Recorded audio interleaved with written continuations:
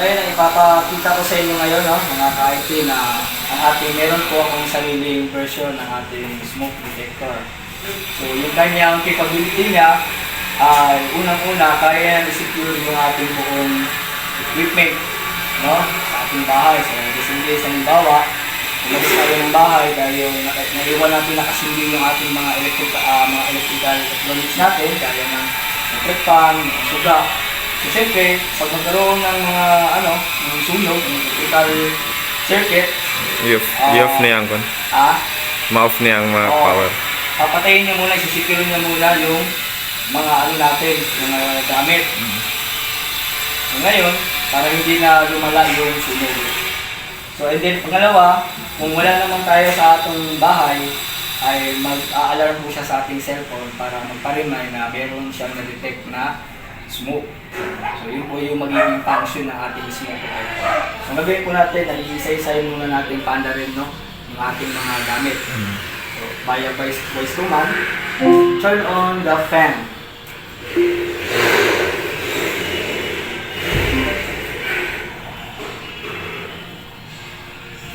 Turn on the fan. Sumanda na po natin yung electric fan. Turn on the light.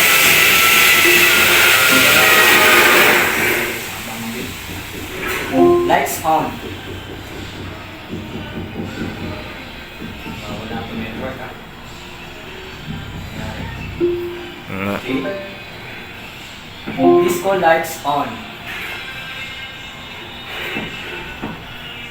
Disco lights on.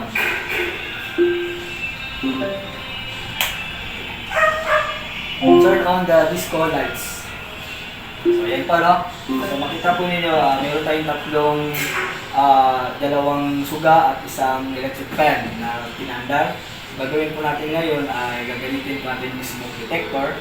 So gagawin niya, kapag nakatikim po siya ng smoke, ay papatayin niya yung lahat ng kung ano yung nakasindi, naka-on sa ating gamit. And then, mag-a-alarm po yung ating mobile phone para mag-remind, siya na mayroong smoke na na-detect, no? So, gagawin po natin ngayon, kuha po tayo siyempre ng ating maliit na kalayo. So, no? So, sisindi po tayo ng ito po, no? Sisindi po tayo. So, yan po natin. Okay.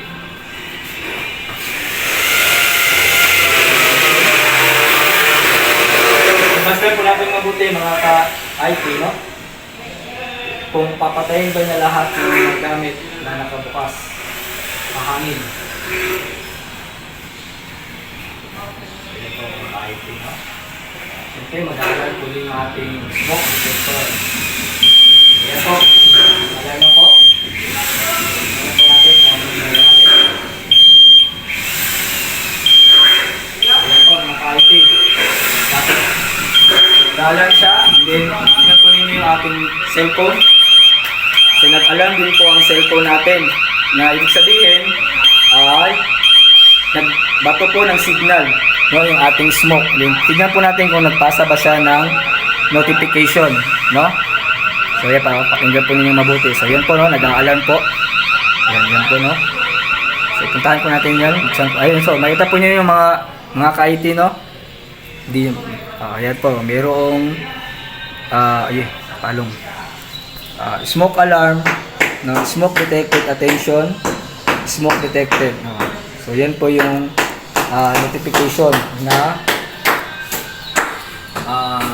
CFD smoke detector sa atin. So yan po, no. So tingnan po niyo.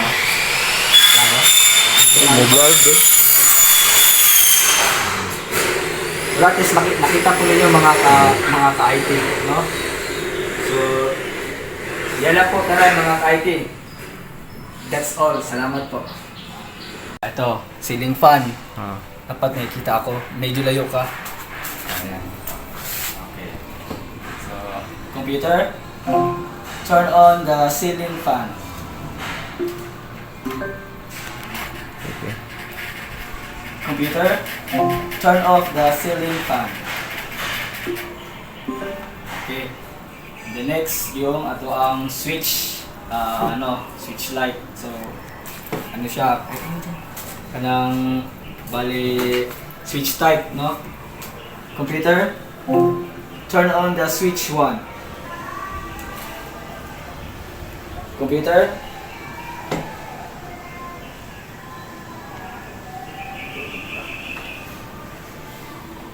computer,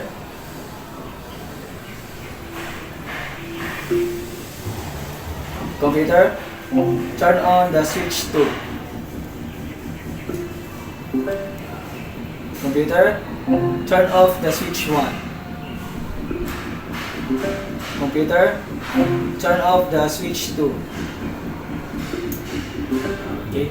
So, Sunod ngayon yung saan sa aircon na ni? aircon. So, ayan. So, meron akong aircon na galing mismo sa remote control, no? Nakuha na ko yung application. Hindi ka maklaro. Ah, Wala na. so, ayan. So, ayan, no? So, gagawin natin ngayon, ayan, para matutukan. I-open natin yung mismong aircon. Ayan, siyempre sa umpisa, di ba, naka-off mo na. So, controlling ko siya via speaker. No? Computer, turn on the aircon. Okay. Computer, set the temperature 17 degrees of the aircon. The heat set to 17. Computer, set the 25 degrees. The heat set to 25. Okay naman siya.